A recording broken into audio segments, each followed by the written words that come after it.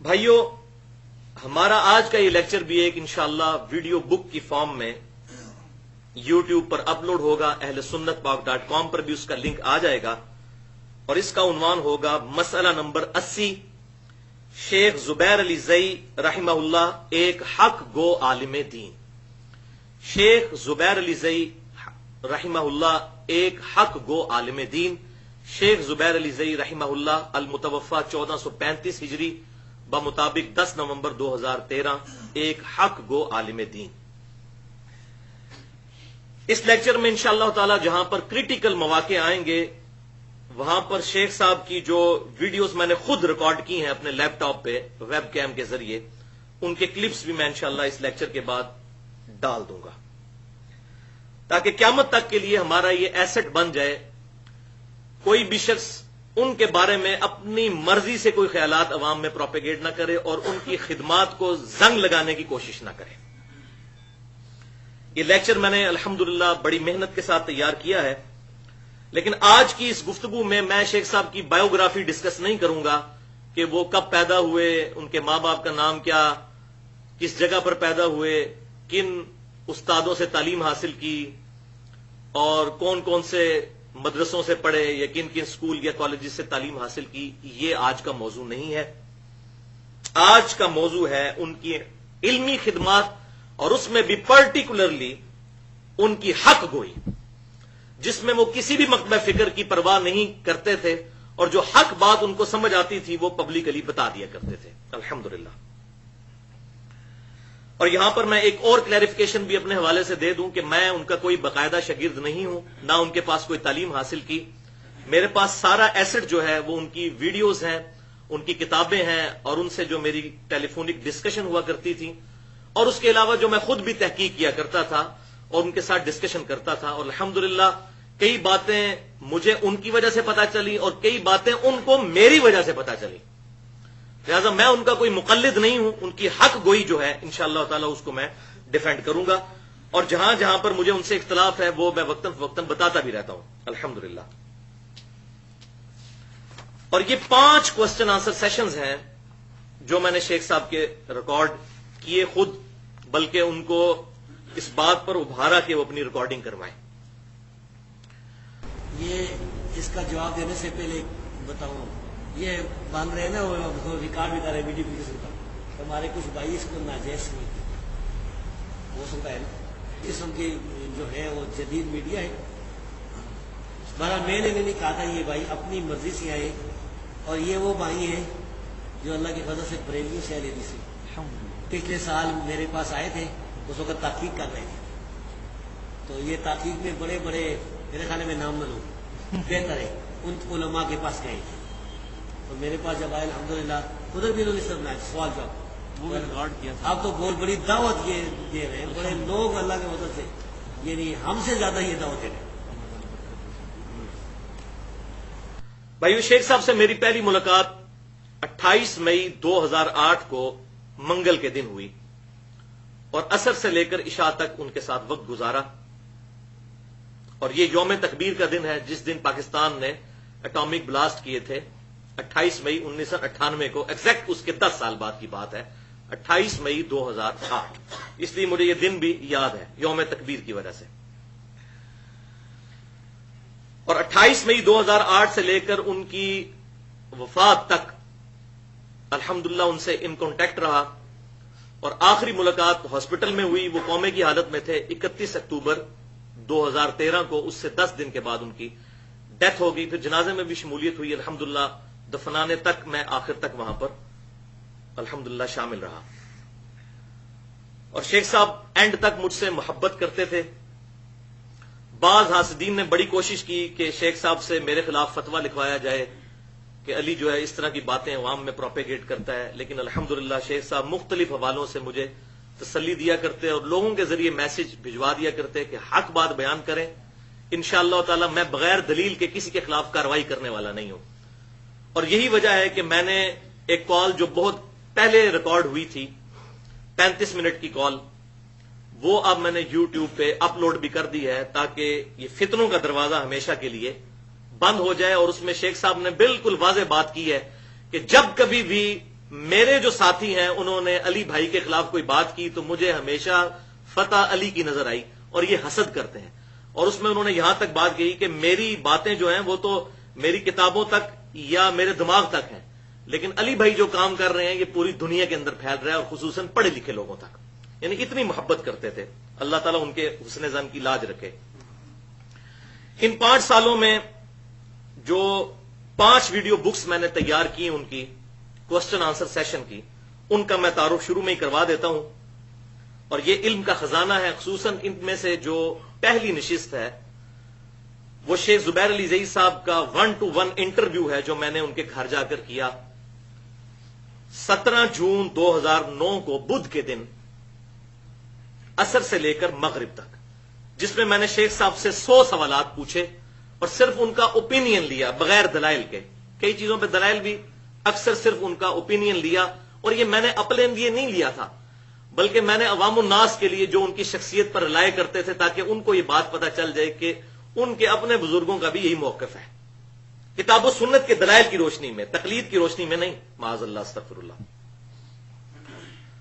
اور اس انٹرویو کی خاص بات یہ ہے کہ انہوں نے بالکل کلیئر کٹ بات اس میں کی کہ میں کسی بھی کلمہ گو اہل قبلہ کی تکفیر نہیں کرتا، اور بڑی زبردست انہوں نے بات کی کہ خواہ قادیانیوں کے علاوہ جتنے بھی مکتبہ فکر ہیں ان سے ہمارا اختلاف اپنی جگہ، لیکن اگر ان کے مولوی ان کو پٹی نہ پڑھائیں، یہ الفاظ ہیں ان کے، تو وہ سیدھے سارے کے سارے مسلمان ہی ہیں، لیکن تکفیر ہم پھر بھی نہیں کرتے، اختلاف اپنی جگہ رہے گا، تکفیر نہیں کریں گے۔ یہ الحمدللہ اس انٹرویو کی سب سے خاص بات تھی۔ اچھا، اب وہ تو سمجھتے، ایون وہ تو کہتے ہیں ہم بریلویوں کی بھی تکفیر نہیں کرتے کیونکہ اپنے بزرگ بھی رگڑے جاتے ہیں۔ تکفیر تو میں بھی نہیں کرتا ہوں، یہ یاد رکھیے۔ بریلوی یعنی عوام، بصیرت عوام کی، بریلویوں کی یا دیوبندیوں کی معصوم ہے بیچارے، نہیں کرتے تکفیر بھائی۔ اور سر آپ کو ہم پریکٹیکل ایکسپیرینس بتا رہے ہیں، اگر ہم 100 بریلوی پہ دعوت پیش کرتے ہیں نا، 98 قبول کرتا ہے، 100 دیوبندی پہ پیش کرتے ہیں، 2 بھی نہیں قبول کرتے ہیں۔ ہم نے یہ دیکھا ہے کہ بریلوی عوام جو ہیں ان کے دلوں میں رسول اللہ صلی اللہ علیہ وسلم سے محبت دیوبندیوں کی نسبت زیادہ ہے، الحمدللہ۔ دیوبندی عوام میں اپنے اکابر کی محبت زیادہ ہے۔ دوسرا یہ کہ شر فساد، خود کش حملے، دھماکے، یہ دیوبندیوں کی لائن ہے، بریلوی کی نہیں ہے۔ یہ تو یہ ہاں، اور ہمارا جب بھی ٹکراؤ ہوا ہے، یعنی بریلوی جو ہے نا وہ اس طرح کھل کے مخالفت نہیں کرتے حدیث کی جس طرح دیوبندی کرتے ہیں۔ مستثنیات تو ہر چیز میں ہوتی ہے، اچھا، مقلد میں بھی وہ اتنے تقلید میں بھی پکے نہیں ہے۔ یہاں پر یہاں حضروں میں جب قاری چاند سے مناظرہ میرا ہوا تھا نا علماء دیوبند پر، وہ بھاگ گیا، مناظرہ نہیں کیا اس نے۔ اس کے بعد بریلیوں نے 2 گھنٹے جو ہے یہاں پر رضا خانی بریلیوں نے اپنا پروگرام کیا اپنے مدرسے میں، جس کی CD موجود ہے ہمارے پاس۔ اس میں انہوں نے حدیث کی بات کی، دیوبندی کو محمد کی۔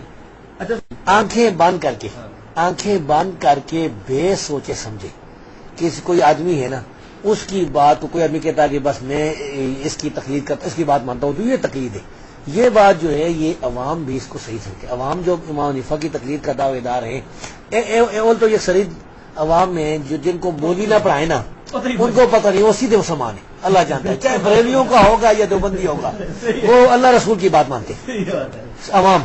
یہ مولویوں نے ان کو جو پٹی پڑھائی ہے وہ لیتا بات ہے، تو اسی وجہ سے ان کو اگر سمجھایا جائے تو وہ مان بھی جاتے ہیں۔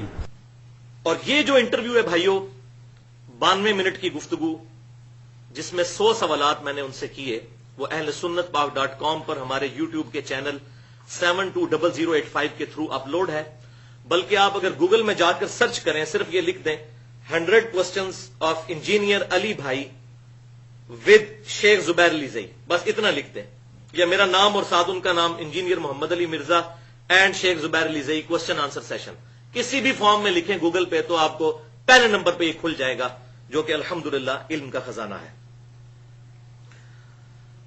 اور اس نشست کو ہزاروں لوگ یوٹیوب پہ اور اس کے علاوہ بھی دیکھ چکے ہیں اور ان کی اصلاح کا ذریعہ بنا ہے، اور مجھے تو پوری دنیا سے روزانہ درجنوں بلکہ بسا اوقات سینکڑوں ای میلز ریسیو ہوتی ہیں جس میں لوگوں نے اس چیز کو اپریشیٹ کیا ہے، الحمدللہ۔ باقی جو 4 کوسچن آنسر سیشن ہے اس میں سے کوسچن آنسر سیشن نمبر 2 وہ کل 20 سوالات پر مشتمل ہے، اور یہ اوپن کوسچن آنسر سیشن ہے، یہ جو باقی 4 ہیں یہ میں نے ریکارڈنگ کی تھی لیپ ٹاپ کے ویب کیم کے ذریعے نماز جمعہ کے بعد 10 جولائی 2010 کو 42 منٹ کی ریکارڈنگ ہے۔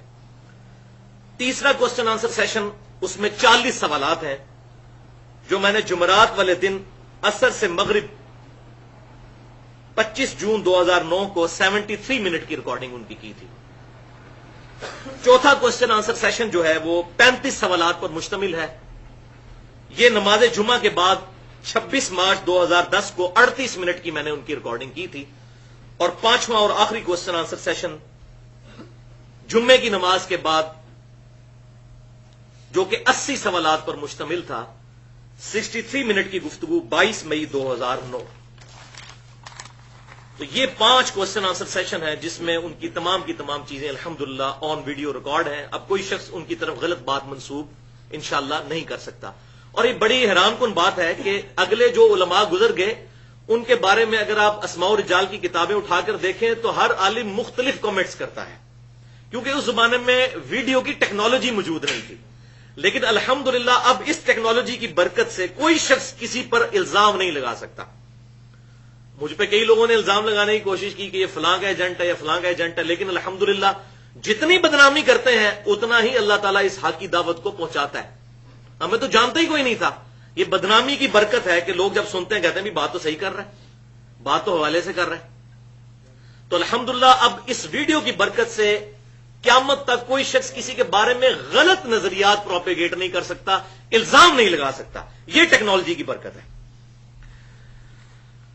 بھائیو، آپ کو معلوم ہے کہ میں 31 سال تک بریلوی رہا اور اس کے بعد کچھ عرصہ دیوبند کے ساتھ گزرا، اور پھر 28 مئی 2008 کو شیخ زبیر علی زئی رحمہ اللہ سے ملاقات ہوئی، اور پھر کچھ عرصہ اہل حدیث کے ساتھ بھی گزرا، اہل تشیع کے ساتھ بھی. اب بھی میں الحمدللہ سب کی باتیں سنتا ہوں، جس کی حق بات ہے قبول کر لیتا ہوں، اور جہاں پر غلطی دیکھتا ہوں پازیٹیولی بغیر تکفیر کیے بد عقیدگی کو ذہن میں رکھتے ہوئے اگلے کی علاج کرنے کی کوشش کرتا ہوں الحمدللہ.